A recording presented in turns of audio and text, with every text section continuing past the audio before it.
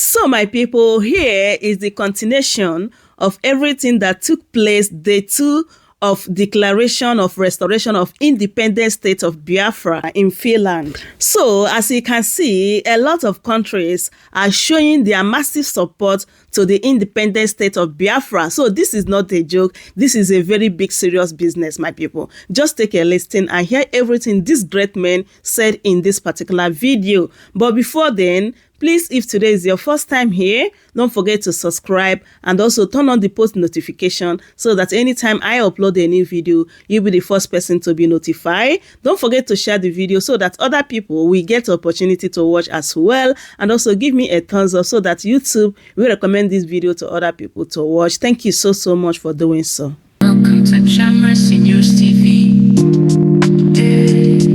Call of entertainment and politics update. Alliance be doing a really great job. Thank you. Take the stage.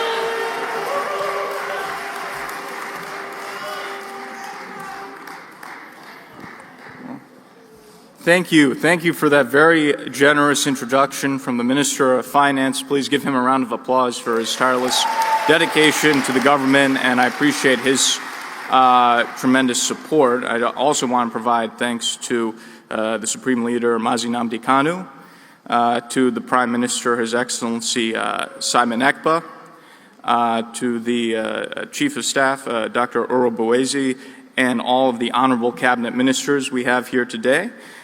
To all the dignitaries, and most importantly to the people Biafra. Thank you. I also want to provide my personal wishes and prayers for the Prime Minister and his family during this challenging time, and will support him to see him through this moment of challenge. I also want to pass along the regards of my colleague, former Congressman Jim Moran, who wanted to come but could not do so due to some personal obligations. I just want to speak extemporaneously for a moment. I didn't write my speech, but I just want to make some comments about how I got involved in this wonderful movement, in the struggle, because I do think, looking back retroactively, I think there was a divine providence that brought me into this. So it was very interesting. I've known about Biafra for some years. I knew about the indigenous people, Biafra, the IPOB, was not involved. One day, by complete accident, online, when doing some research, I came across this Biafra Republic Government Exile website, and I was very surprised. I thought to myself, when did a Biafra government come into being? So I clicked on the website, I looked through it, I became more and more interested. And then I came across a profile of Simon Ekpa, and I thought, who is this Prime Minister Ekpa? And yeah.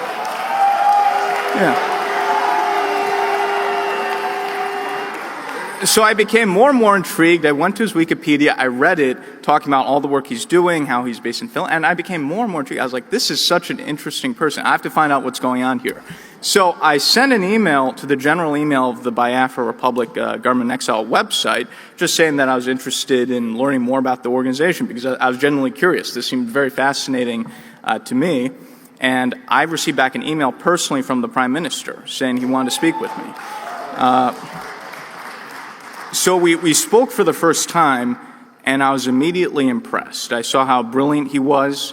I saw that he was a visionary leader. I saw that he knew he was doing, how tactical he was. But most important, I saw that he had the special, intangible qualities of a leader and a historic leader. And I immediately knew there's something very special here.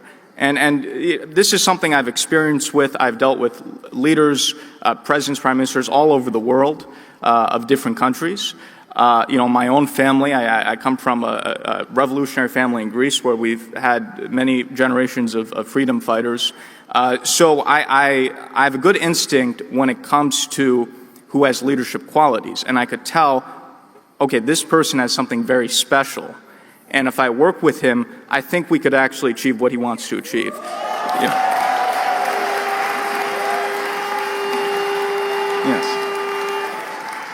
So over time, over many months, we developed a very close personal relationship. And also, he saw something in me, and he said, I really want you to get involved in this. I want you to be part of this cause. And so I began formally my lobbying representation in June this year, and I think in a few months, we've changed the course of history.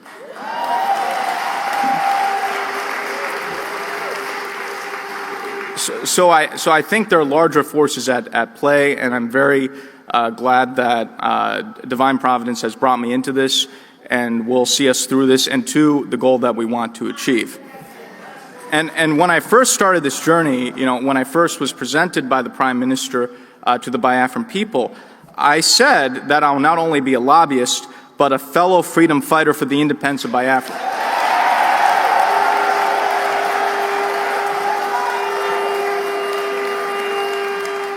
And today I greet you as victorious independence fighters, because that's what you are. Yeah, my friends, this occasion is an illustrious one that will forever be in our hearts and will be passed along to future posterity as a seminal moment in our great struggle for freedom. The independence of Biafra will not only be a symbol of hope for the continent of Africa, but the entire world. Biafra will be a symbol of pride.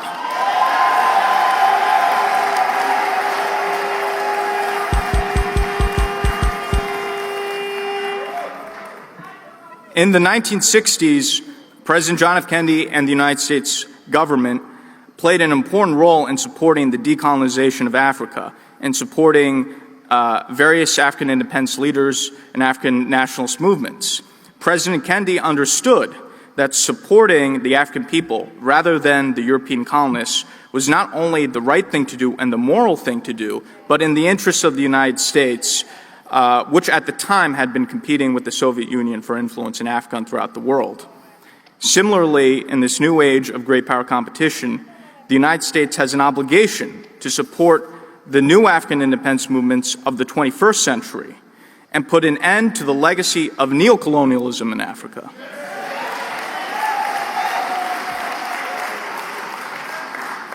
And Nigeria is one of the worst examples of neocolonialism, a failed British project.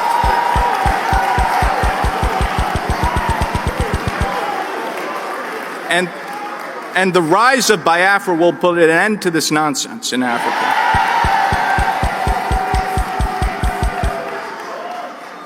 As the Biafran government lobbyist from Washington, D.C., I've taken the Biafran message, or we could even say the Biafran gospel, to the highest levels. We have spoken to the Congress. We have spoken to the White House. We have spoken to the think tanks and the decision makers in Washington. As the finance minister said, we have met with and presented the Biafra Charter to the Speaker of the House of Representatives, Mike Johnson, the third highest level official in the United States government. And we've met with many members of Congress. The results have been overwhelmingly positive.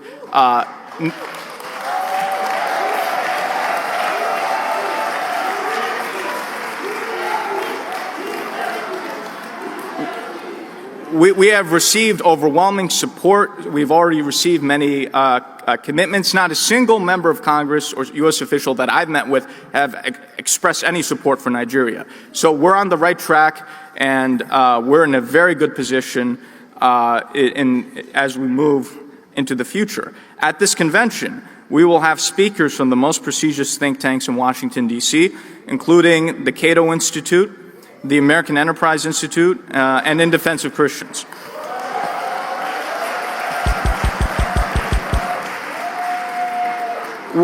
We have seen the fruits of this engagement with powerful longtime U.S. diplomats such as Ambassador Tibor Nagy and the American Enterprise Institute, Dr. Michael Rubin, who will be speaking at this convention.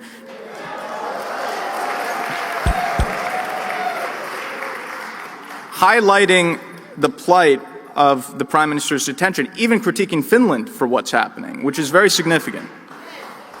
And in fact, there are articles in the news recently talking about the shock that people have about U.S. officials supporting the Prime Minister during the current detention. So this shows you the impact of what we're doing. In the next upcoming U.S. presidential administration, I believe there will be a number of independent African states or emerging African states which will be which will have their independence recognized.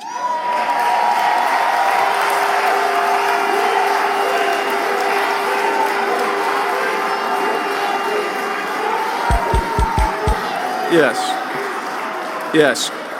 There are already many discussions. There's already talk about, for example, recognizing Somaliland as independent from Somalia in the coming Trump administration. With our work in Washington, D.C., we will guarantee Biafra is on that list of countries to be recognized.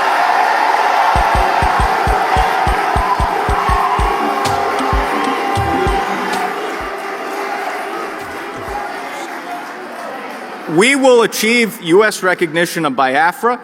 We're already very close. We're not far away. And once we have that recognition, it will be very easy to get UN recognition, other recognition, as I've said before, where the U.S. leads, others follow.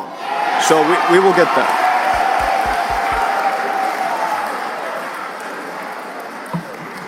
I have also, through my international contacts, interacting with world leaders, have put out feelers about Biafra to other independent states, including in Africa. As you heard, my good friend and my other client, the president of the Eritrean government in exile, recognizes and will be the first country to recognize the United States of Biafra.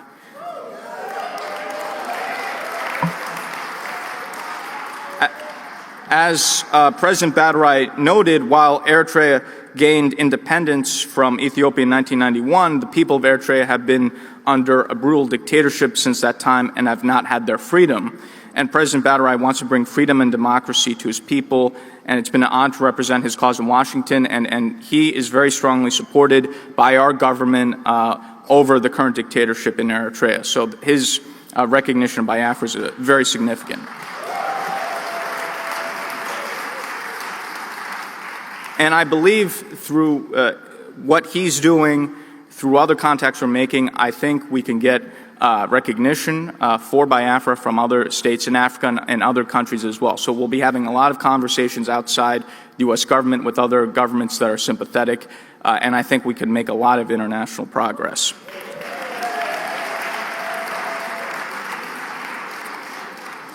Biafra's struggle for independence is a sublime one, in which the lands of its indigenous people can finally take control of their own destiny. For too long, the people of Biafra have suffered under colonial bondage and now neo-colonial oppression, being forced to be under the Nigerian yoke.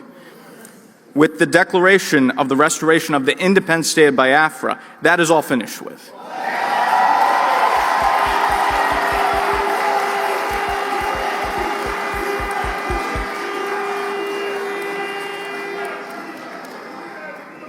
Let us strive to create a new nation which will serve its people and be an example to the world. My fellow Biafrans, my fellow freedom fighters,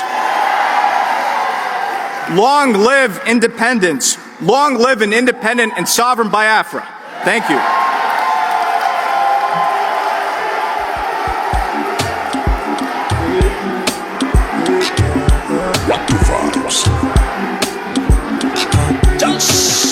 Struggle autopilot until the man come out. Someone had the pilot. Can sit down, please. Thank you so much. Thanks for that honor, and thanks for the reminder, Dr. Joy. Like I was saying, it's a pleasure for me to be here this evening and to address a crowd as big as this one. This is what we call defiance.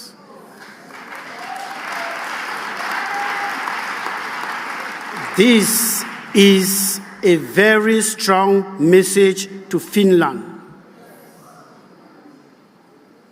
that you have trampled on all the rivers of darkness and you have trampled on all what was holding all of you back to be here. There are so many Biafrans watching us on TV, not because they couldn't come here, but because they were afraid. So with this mammoth crowd, Finland should be shaking. Those who are behind Finland should be shaking. I'm so sorry that I am not somebody who is good in putting words together. I am not a person who talks too much, so I'm going to be very, very short. I'm going to be talking only for 2 hours.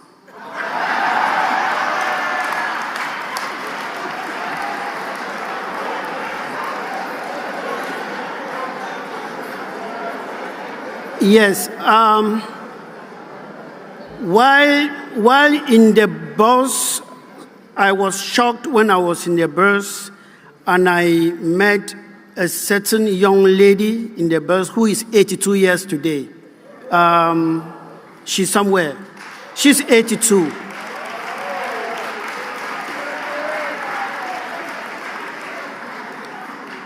That was not the most shocking part. I met Biafrans who are physically challenged, but they told themselves this history cannot go without them. Please give them a hand.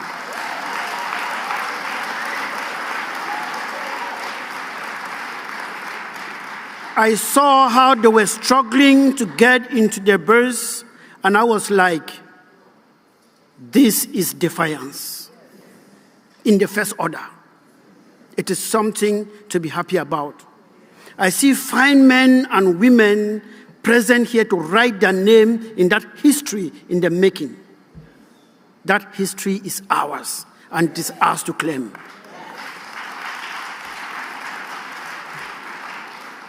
Ladies and gentlemen, before you didn't know that Biafra would be a spirit like this. But today you have shown Finland, Norway, and all the other hypocrites in Europe who think that arresting our leaders is democracy or it is human right, that they are ashamed. Finland, Norway are a disgrace to Europe. I am always very raw. I don't sugarcoat my words. So, ladies and gentlemen, you cannot detain an ideology. It is only somebody who needs a screwdriver to rescrew the knots on his or her head that will think that they can arrest an ideology, put in a bucket and lock it. You cannot shoot an ideology with a gun. You cannot destroy it. You cannot do nothing. You cannot. It is only when you see somebody running to the toilet and something distracts that person, know that that person doesn't have enough pressure. When you have enough pressure, you kick everything that is on the road. Yesterday, I was surprised that the people of Biafra have that pressure of somebody with a running stomach.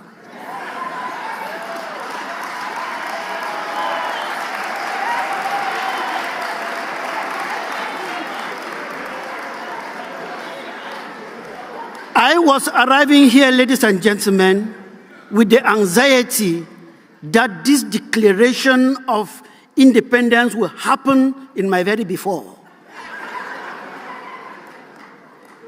I was surprised that it happened yesterday.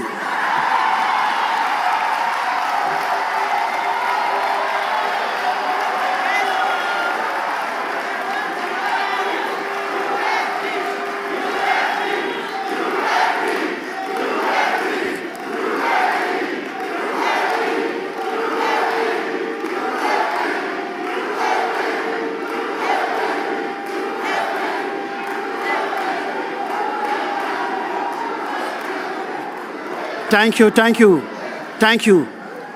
This showed that the pressure that we have for the toilet is the same pressure we have for this independence. Nothing, even Finland, could stop us. They arrested Mazi Nnamdi Kanu. Did it stop us? They arrested Dr. Cho Lucas Ayaba. Did it stop us? Now they stupidly went again for His Excellency Simon Ekwa. Has it stopped us? Yet we declared.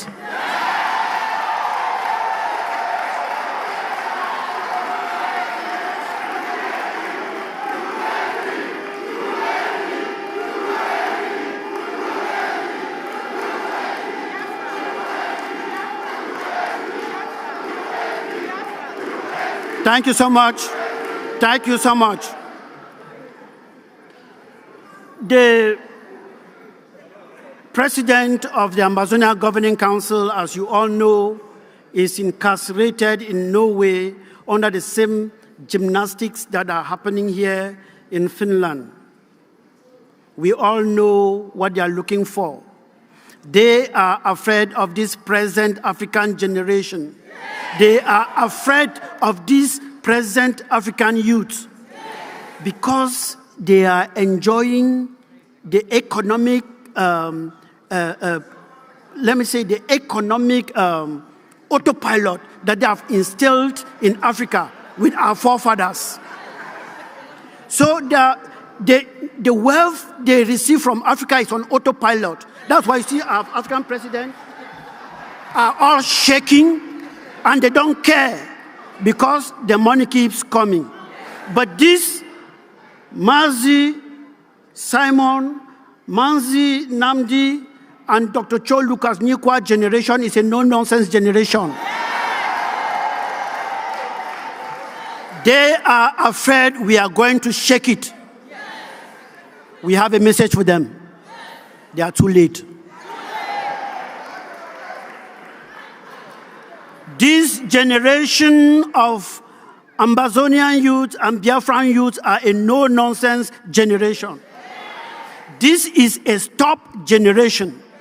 This is a generation that will trample on anything that wants to stop prosperity.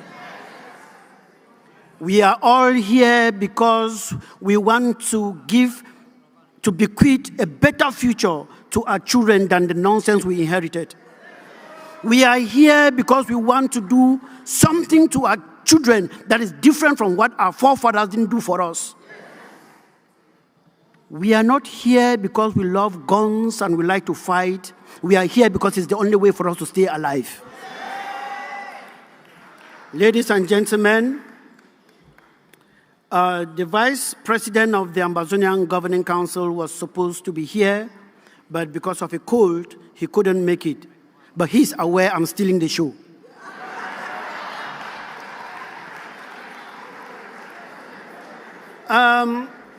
There comes a time in a man's life when he is born, or a she, depending on how the case may be. I'll use he because women are already taking over the world. Let me make men to be proud. When a man is born, he is taught and encouraged to creep. Then he is taught and encouraged to walk. Then a man is sent to the pre-nursery and nursery school for self-discovery. When you discover yourself, you are sent to primary school for further self-discovery. And the first step of that further self-discovery is how to read and write your own name. When you are able to read and write your own name, you have attained the first step of self-discovery. Then you start discovering that this is my mother, that is my father. My mother is different from my neighbor's mother. My father is different from my neighbor's father. This is my compound. This is our village. This is our city. This is our town. This is my country. When you arrive the level where you say, this is my country, you have reached the PhD level of discovery. But when you realize that this is my country, And you realize, because the highest state of discovery is knowing your country. No matter how much money you have, if you don't have a country you can call your own, you are like a king without a stool. In Amazonia, the stool is what makes the king, but I think in Biafra land it is the crown. So however it may be, if you have so much money, billions of dollars or pounds somewhere, and you don't have a country that you can be proud of, you are like a king without a crown.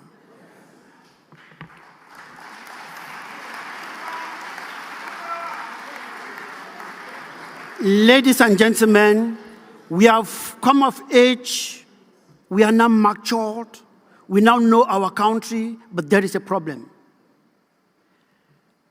Let me use the case of Biafra. The crown of our country is on the head of a foreigner. In the case of Amazonia, the person sitting on the stool in Amazonia is a foreigner, poking us on our nostrils. We cannot breathe. They wear our crown, rape our children, rape our economy, turn us to slaves, turn our mothers into girls, turn our fathers into boys, and cause all kinds of calamity that cannot be done to mankind, putting us on our crown and sitting on our stool. We are crying and shouting. Finland is not listening. It's not because they don't see it. They see it, but they have other interest. We are shouting and demonstrating all over the world. I remember we demonstrated in Brussels, Amazonia and Biafran demonstration, the 2 million man march in Brussels. Who listened? Nobody. But they are fast as picking us up, picking human rights activists up. It is the same Europe who watched South Africa, the white people in South Africa turning black people into semi-humans. They use black people to train their dogs and cats. Yeah.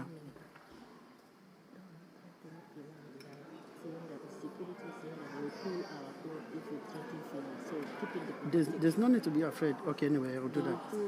I will do that. Like I said, when it comes to the freedom of Africa and African people, I'm a dog that is difficult to be tamed.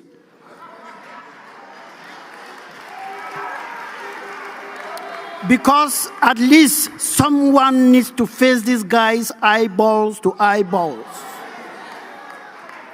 I am a soldier. I call myself the barefoot soldier. Man lives today, and tomorrow he is no more. Something must kill a man.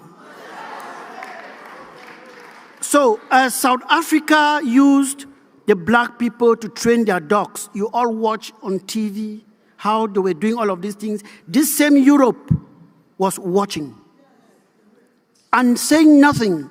When Nelson Mandela, the great Namzi Nelson Mandela, stood up to say enough is enough, they caught him, put him to prison, and called him what? A terrorist. Same people who were watching how blacks were being killed called him a terrorist. And I quote Margaret Thatcher. Called him a terrorist.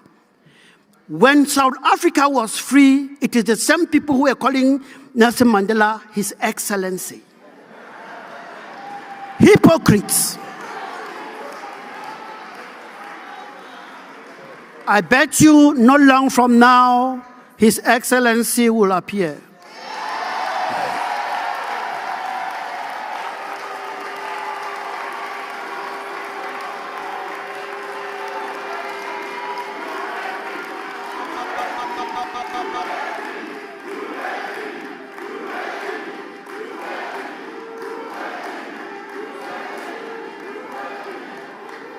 All right, thank you so much. So like I was saying, when you are poked and pushed to the wall by somebody putting on a crown that is not his, or sitting on a stool that is not his, as a man, you are left with one thing: And nobody will teach you that. It comes instantly. When your back is on the wall, there is one thing you should do: move forward. Moving forward is facing your enemy eyeballs to eyeballs. Moving forward is using the same stick that the enemy is using to beat you with. If the enemy is using an AK, use an AK. If the enemy is using an RPG, use an RPG. The right to defend yourself is an inalienable right, and no one should take it away from you. No matter how much they arrest or do what, never bow to them, because we are free. Akanchawa, it is written.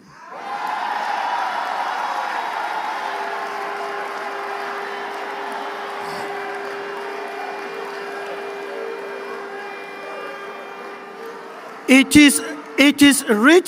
is written by the great Chukwudi Tatanyo Imbom that today Biafra is free. Don't say we'll be free, because Biafra is free.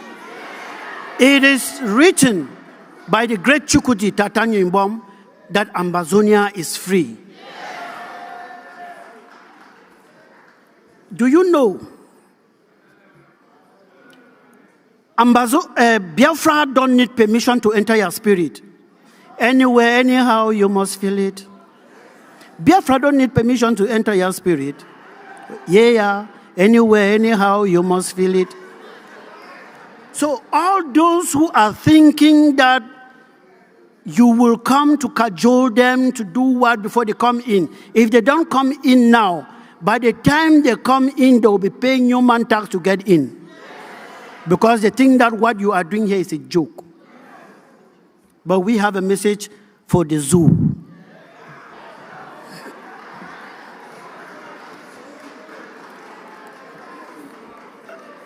The Ambazonian Governing Council asked me to tell you people that before you signed the Declaration of Independence, they had already signed it for you.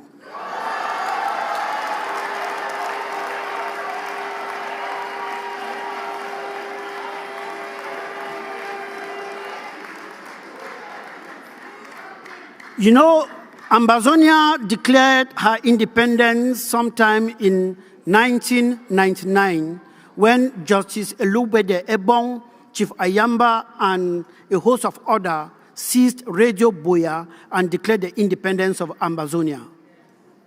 But we had one mistake. And that mistake is something that my president, Dr. Cho Lucas Ayaba, told His Excellency Mazi Nnamdi Kanu. Because you know that long before now, Mazi Nnamdi Kanu wanted to declare independence. He told him, my brother, don't make the mistake we made in 1999. Independence must be defended.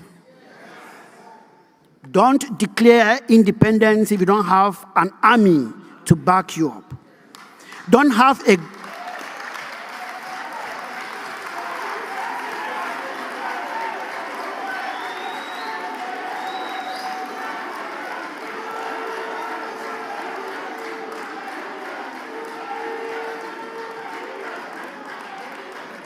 You only can create a government when you have an army that will be protecting the people who are coming out to honor the activities that the government is putting in place. If you put a government without the defense first, you are taking the second step before the first. And today, we are here.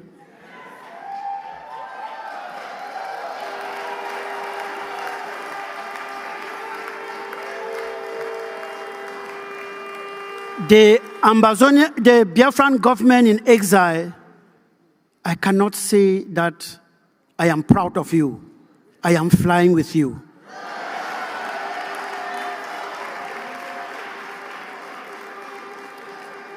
The ocean might look very soft on the surface. The ocean looks very timid on the surface, that any Tom and Dick can play with it. But beneath the ocean, is dreaded. Beneath the ocean is horror. The zoo thought that we were just that surface of the ocean. We are dragging them down to see what we really have.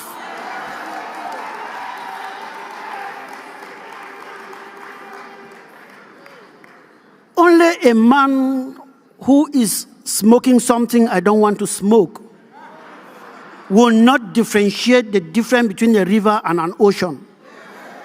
Amazonia, sorry I use Amazonia too much because it's something I've been talking about. Biafra is an ocean, same like Amazonia. The Biafran people are too rich, not only economically, but too rich mentally, that they should not be enslaved by people lesser than them.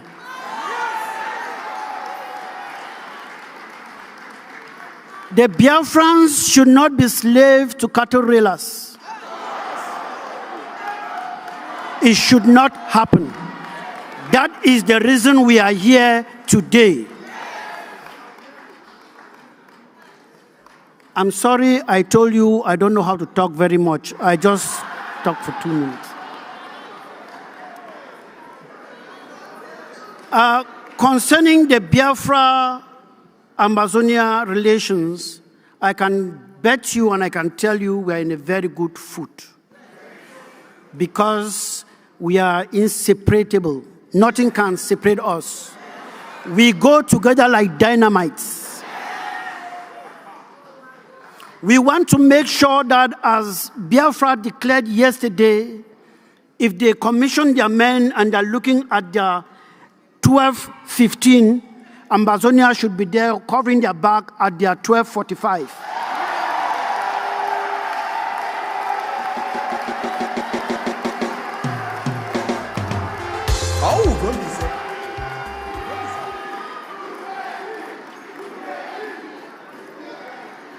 That is why I stand here as an honorable member of the defense unit that we have with the Biafrans, and I want to salute the chairman of the Biafran defense government in exile, because he's the chairman of that our group, and he's doing a marvelous job.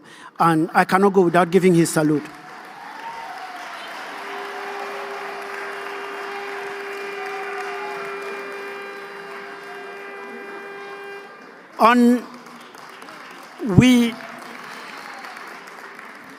We will make sure that, as you have declared yesterday, that the movement of people from both regions will be as free as anything called free can be.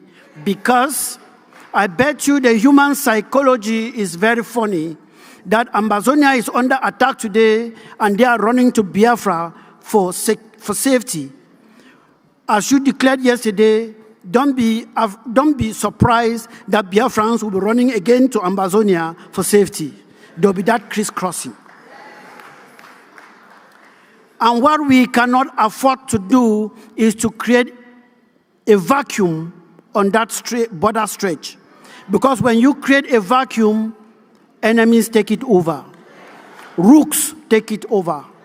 Thieves take it over, and you'll be hearing kidnapping and all of those things.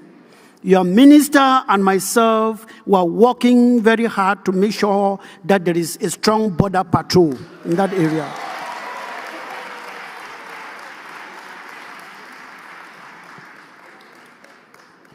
Still on defense, I will divert a little bit to tell you that what is happening here today in Finland and what happened also in Norway is a very big conspiracy that entangled economy. And I will tell you that Finland is not to be blamed as much, but the nation you should be pointing a great finger to is that nation called France. Some of you think it is Britain. France is the coronavirus of Africa. Many of you don't know that France controls the economy that France's economy that comes from Nigeria is more than that of Britain. France have a lot of economic interest in Nigeria more than Britain. Yeah, oil, you might think that it is Britain. I tell you it is France out of research. Total is France, Mobil is France, and the only thing that is Britain is BP. Shell is also from there. And that is why they are afraid that we are going to shake that thing that they signed with those forefathers in the years ago, that they are ripping everything from Africa. They are afraid that if Amazonia succeeds today, they're no more ripping the oil that they are ripping from Amazonia. France is one of the highest controller or exporter of timber in Europe, but they don't own a single tree. It comes from Amazonia. That is why they came out to make sure that Dr. Cho Lucas is arrested. Even till today, they don't know what to charge him with. How can you arrest somebody before looking for? They claim every day that they are a human rights organ, the European Union, they are human rights organ. They want to fool you. They are economic organs. This new generation, this Simon generation, this Ayabacho generation is a no-nonsense generation. It's a no-nonsense generation, and that will not happen. So their charade will end soon, and then we call them Your Excellencies. So in economy, we've been working hard also to make sure that we bring our economies together and build a sustainable economy that can be an example in Africa. And the way to do this, we have also done as we have started in Amazonia, is to start from the nursery. Because the pollution that they gave some of us and the type of education that they gave some of us cannot bring forth any economic progress.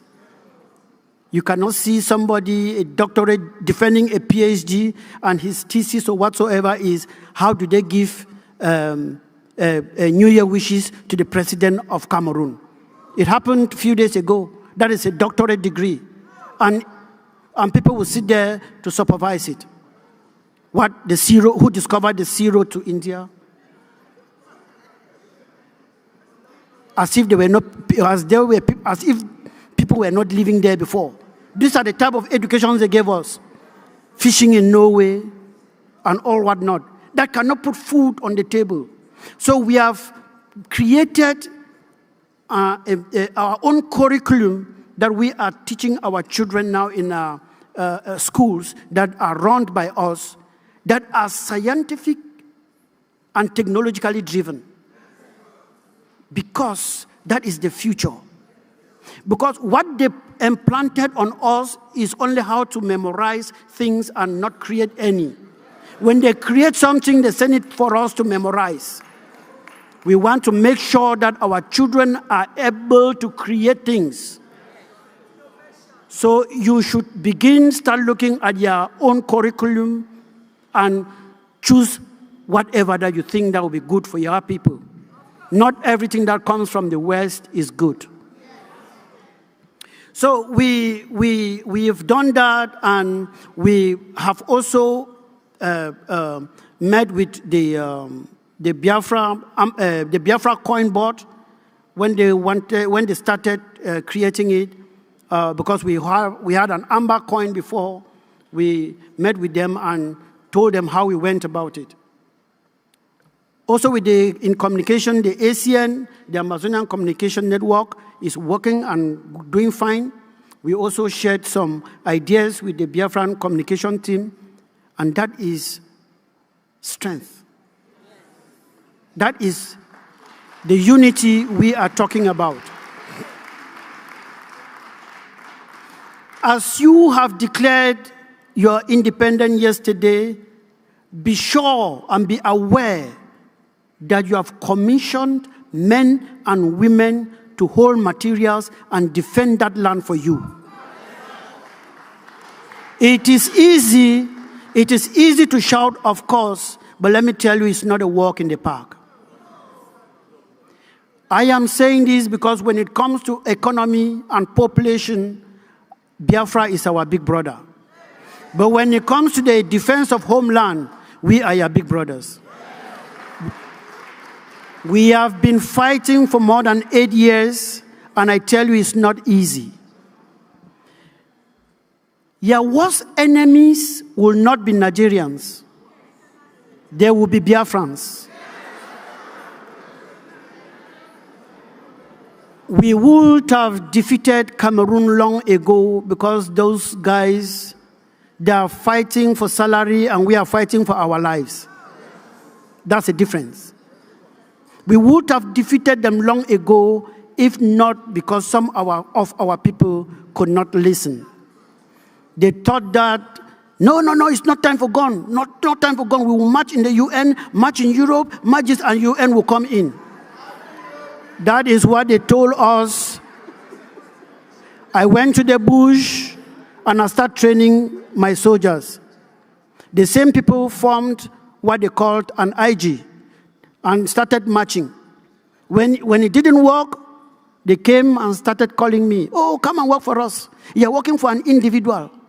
Don't work for you come and work for the government. We'll be paying you 500,000 francs CFA. I said, you think that this is all about money? It's not about money.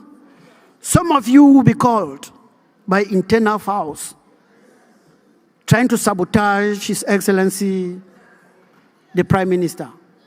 Let me tell you, the worst enemy will be your own people.